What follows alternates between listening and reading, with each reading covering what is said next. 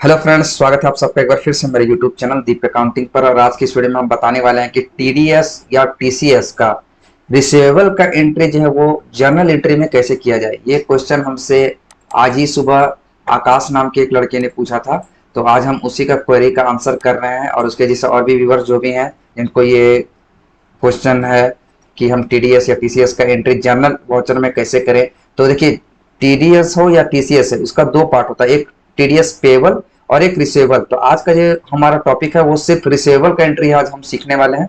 उसके बाद हम नेक्स्ट टॉपिक में हम कवर करेंगे कि टीडीएस पेबल और टीसीएस पेबल का एंट्री हम कैसे करें। तो चलिए आज का वीडियो हम स्टार्ट करते हैं। तो हम एक छोटा सा एग्जांपल सेट किए हैं, जैसे कि मान लीजिए हम एक मान लीजिए प्रोफेशनल है, प्रोफेशनल सर्विस प्रोवाइड करते हैं। तो हम एक बिल रेज किए हैं किसी को, तो जैसे उसका इनवॉइस अमाउंट मान लीजिए कि वो है 59,000 है, टैक्सेबल है 50,000 एंड टैक्स उस पर जो है सीजीएसटी एसजीएसटी जो है वो लगा हुआ है टोटल 9,000 18% के हिसाब से 18/95 9,000 रुपया, जिसमें 4500 एंड 4500 सीजीएसटी एंड एसजीएसटी लगा हुआ है। ये मेरा एक हम बिल मान लीजिए किसी को रेस किया है, मान लीजिए एबीसी को है जो है वो हम बिल रेस कर दिए, ठीक है। तो एबीसी जो है वो अपने बुक्स में टीडीएस डिडक्ट करने का एंट्री करेगा और डिडक्ट करके वो क्या करेगा, उसको लायबिलिटी बनाएगा, यानी कि बैलेंस शीट में जो है वो लायबिलिटी साइड वो आएगा उसका टीडीएस। और हमारे बुक्स में क्या होगा, वो टीडीएस तो वो डिडक्ट किया, तो हमको वो टीडीएस जो है वो रिसीव होगा, तो हम अपना बुक्स में बैलेंस शीट में एसेट साइड में उसको शो करेंगे, ठीक है। उसको हम एसेट साइड में शो करेंगे। तो वो एंट्री हम कैसे करते हैं वो हमको देखना है। तो जैसे कि मान लीजिए जो टीडीएस जो है वो हमेशा याद रखिए वो टैक्सेबल पे करता है, यानी कि 50,000 पे वो जो है वो टैक्स जो है टीडीएस वो काटेगा, इस टैक्स से उसको कोई मतलब नहीं है, ठीक है। तो मान लीजिए यहाँ पे 50,000 है, हमारा सेक्शन क्या है 194J, ठीक है। अगर आपको टीडीएस का सेक्शंस वगैरह नहीं मालूम है या कितना परसेंट उस पर टैक्स डिडक्ट होता अगर नहीं मालूम है तो आप हमको कमेंट करके पूछ सकते हैं। हम इसके बारे में हम एक सेपरेट वीडियो ले आएंगे जिसमें हम टीडीएस और उसका रिलेटेड जितना भी रेट्स है, चाहे वो कंपनी हो इंडिविजुअल हो, ये सब जो भी है हम वो सारा क्लियर कर देंगे। तो हम इसमें भी आते हैं। तो हम 194 जो है 194J जो है प्रोफेशनल सर्विसेज का, इसमें 10% टीडीएस जो है वो कटता है। तो मान लीजिए हम तो यहाँ पे सर्विस प्रोवाइड कर दिए, ठीक है। तो वो जो अपना बुक्स में जब वो एंट्री करेगा, यानी कि हमको जब पेमेंट करना है, उसको पेमेंट कितना करना है एक्चुअल में 59,000 का, ठीक है। लेकिन वो 59,000 हमको पेमेंट नहीं करेगा, वो कितना करेगा, तो पहले तो वो आ जाएगा टैक्सेबल पे। टैक्सेबल हमारा कितना है 50,000, ठीक है। तो 50,000 का वो 10% निकाल लेगा, 10%, क्योंकि हमारा प्रोफेशनल सर्विस का जो है टीडीएस का रेट है 194J में, तो 10% जो है वो हमारा निकाल लेगा, जो कि होता है 5,000। तो 5,000 जो वो हमको कम पेमेंट करेगा, यानी कि उसको 59,000 पेमेंट करना था, ठीक है। 59,000 में उसका टैक्सेबल था 50,000, तो 5% वो डिडक्ट करके वहां पे हमको वो 45,000 उधर हो गया, 45,000 इधर हो गया 9,000 उसका टैक्स का पेमेंट, यानी कि हमको वो टोटल कितना पेमेंट करेगा 54,000, ठीक है। तो अब हम इसका बुक्स में एंट्री कैसे करेंगे, अब हम चलिए टैली पे चलते हैं। यहाँ पे हमको 59,000 का पहले हम बिल रेस करते हैं, उसके बाद हम बताते हैं कैसे क्या हुआ। तो हम टैली में चलते हैं। तो यहाँ पे हम एक सबसे पहले क्या करते हैं, एक एंट्री करते हैं। हम यहाँ पे बिल रेस करेंगे तो हम सेल में एक एंट्री करते हैं। मान लीजिए एबीसी को हम एक बिल रेस करते हैं, वो हमारा डेटर हो जाएगा क्योंकि हम उसको सर्विस दे रहे हैं, वो हमको पैसा देगा तो वो हमारे डेटर हो गया। हम एक नॉर्मल सा हम एक बिल रेस कर रहे हैं यहाँ पे, ठीक है। अब यहाँ पे हमको क्या करना है, एक प्रोफेशनल सर्विस का हमको लेजर बनाना है, इसको हम इनकम के अंदर रख लेते हैं, ठीक है। अब यहाँ पे हमको क्या है, अभी हम देखिए इसमें जीएसटी इनेबल नहीं है, बस एक समझाने के लिए वो सेट किए थे एग्जाम्पल। मान लीजिए यहाँ पे हमको सीधा सा है 50,000 रुपया का हम इसको इनवॉइस रेस कर दिए, ठीक है। 17 जुलाई को 50,000 रुपया का हम एक इनवॉइस मतलब ये जनरेट कर दिए। अब वो जब हमको पेमेंट करेगा तो वहां पे वो क्या करेगा, 50,000 का वो 10% वो डिडक्ट करेगा। अभी हम इसमें जीएसटी इंक्लूड नहीं किया, हम बार बार बता रहे हैं, ठीक है।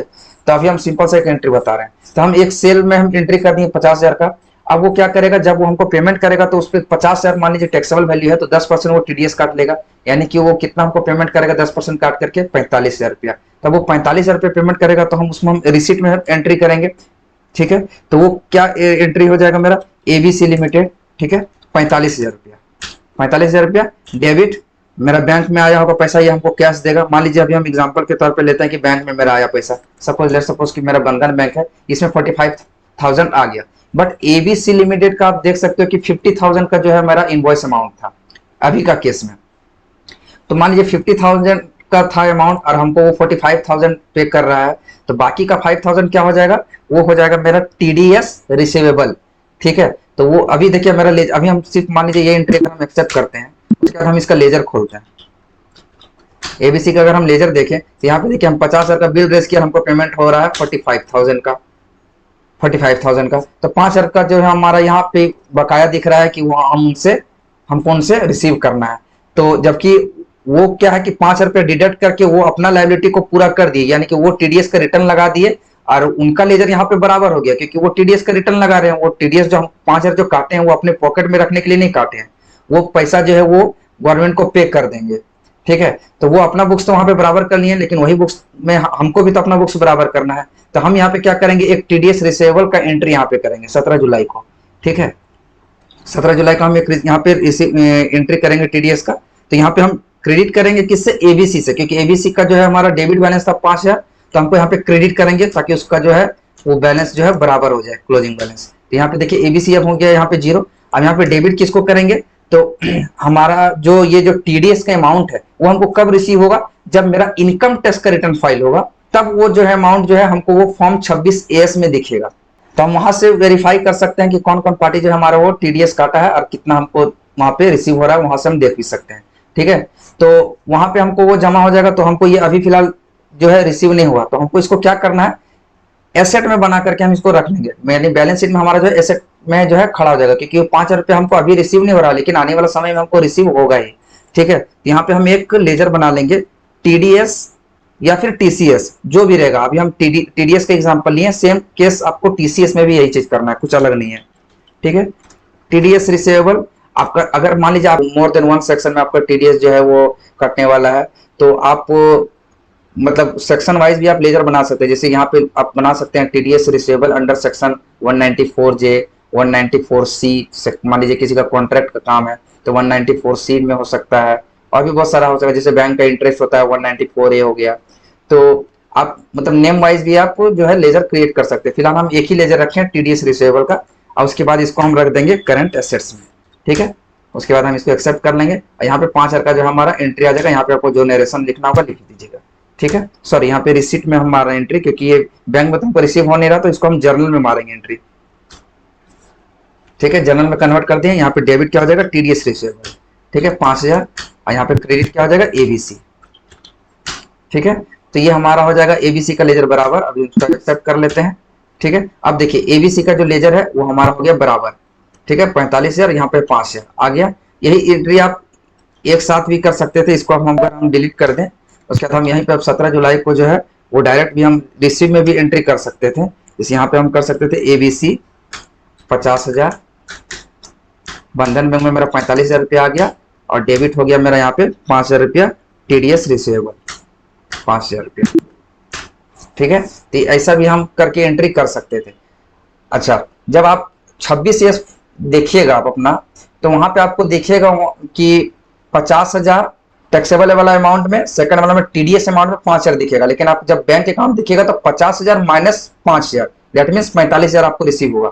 ठीक है, जैसे मान लीजिए हम एक एग्जांपल दे देते हैं। एक मेरा पास 26 का फॉर्म है, बट वो मतलब उसमें वो एग्जांपल नहीं है, बट आप देख सकते हो। जैसे मान लीजिए एक 26 है, 26 इसी तरह का दिखता है। तो ये जो यहाँ पे आपको दिखेगा ना, टोटल अमाउंट पेड क्रेडिटेड, तो यहाँ पे आपको दिखेगा 50,000। ठीक है, और यहाँ पे आपको टोटल टैक्स डिडक्टेड में दिखेगा 5,000। ठीक है, तो यहाँ पे 50,000 माइनस 5,000 आप कीजिएगा, यानी कि 45,000, यानी कि 45,000 जो है वो आपका बैंक में रिसीव हुआ होगा। अब 5,000 रुपया इसमें टीडीएस है, तो टीडीएस का एंट्री आपको इसी तरह से करना है। ठीक है, यानी कि ये वाला जो अमाउंट है, ध्यान रहेगा, मतलब ये वाला अमाउंट जो है वो टैक्सेबल होता है, और ये वाला अमाउंट जो है वो टीडीएस का होता है। यानी कि अगर हम बैंक में चेक करें तो बैंक में आपको क्या दिखेगा, तो 9575 माइनस 957, उसके बाद जो अमाउंट आएगा वो आपको बैंक में रिसीव वाला में दिखेगा। तो वो हो गया बैंक का रिसीव, और वो ये हो गया आपका टीडीएस का अमाउंट, और इसको आपको कर देना है क्रेडिट, यानी कि ये वाला हो जाएगा क्रेडिट और ये डेबिट, और बैंक अकाउंट भी डेबिट। ठीक है, तो इस तरह से आप जो है टीडीएस और टीसीएस का रिसीवेबल का एंट्री टैली में मतलब जनरल वाउचर में आप कर सकते हैं। पहले आप सेल वाला हो गया, उसके बाद आपको रिसीट का एंट्री कर लेना है। सेम इसी तरह से टीसीएस रिसीवेबल का भी एंट्री होगा, लेकिन पेबल का एंट्री आप दोनों तरीका से कर सकते हैं। आप जर्नल वाउचर के थ्रू भी आप पेबल का एंट्री कर सकते हैं, और एक टैली में एक इनबिल्ट फीचर है टीडीएस का, टीडीएस और टीसीएस का, उसका उस ऑप्शन को यूज करते हुए भी आप उसको मतलब उसका एंट्री लगा सकते हैं। जनरली होता क्या है ना कि जैसे कि मान लीजिए आपके पास एक ही क्लाइंट है आपका पर्सनल, तो आप क्या कि बहुत उसको खूबसूरती से मतलब टैली वाला फीचर्स को यूज करते हुए आप उसको मतलब इंट्रीज कीजिएगा। लेकिन आपके पास मान लीजिए मोर बहुत सारे क्लाइंट्स है, आपका बहुत सारा वर्क रहता है, वर्कलोड काफी रहता है, तो उतना झंझट कोई नहीं करता है। डायरेक्ट क्या करते हैं कि हम लोग जर्नल में एंट्रीज पास करते हैं और इफेक्ट ले लेते हैं। गलत कोई नहीं है, गलत वो भी नहीं है, ये भी नहीं है, बट दिक्कत हो जाता है बस टाइम का। टाइम अगर आपके पास है तो आप उस प्रोसेस को अपना सकते हो, अगर नहीं है तो बस आप डायरेक्ट जर्नल में एंट्री करके आप कर सकते हो। अच्छा, आपको अब हम बैलेंस शीट दिखा देते हैं। बैलेंस शीट में अगर हम आएंगे, यहाँ पे आप करंट एसेट्स का अगर आप हेड में देखिएगा तो यहाँ पे देखिए टीडीएस रिसीवेबल का यहाँ पे एंट्री है, जो कि यहाँ पे 5000 मेरा जो है यहाँ खड़ा हो गया है।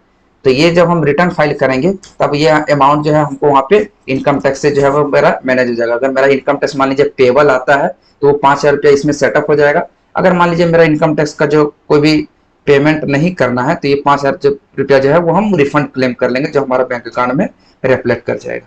तो आशा करते हैं इस वीडियो में हम जो भी बताए हैं वो आपको समझ में आया होगा।